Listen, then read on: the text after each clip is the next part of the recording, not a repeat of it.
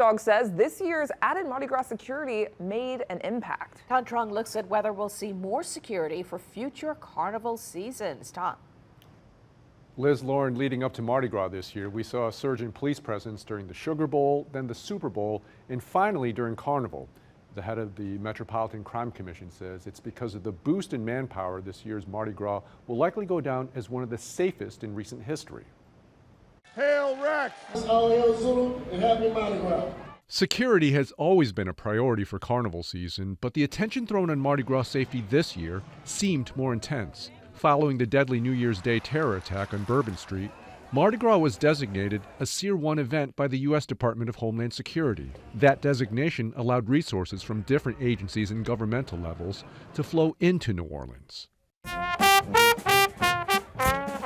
During the weeks of parties and parades, many locals and visitors said the added and very visible layers of security made them feel safer. Just knowing that extra security is right there just makes it so much more comfortable. While there were changes to barriers and traffic patterns near the parade routes, Rafael Goyeneche of the Metropolitan Crime Commission says the increase in police presence this Mardi Gras was a game changer.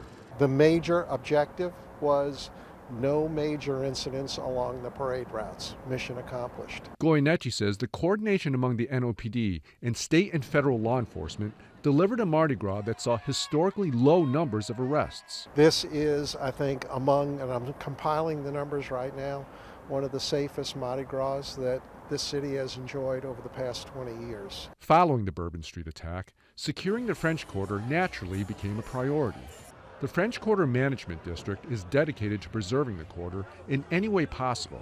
Its executive director, Michelle Corso, says she can't predict if the security we saw this year will be the blueprint for the future, but it's hard to argue the results. Anything that can make the French Quarter feel and really function as safely as possible is always appreciated.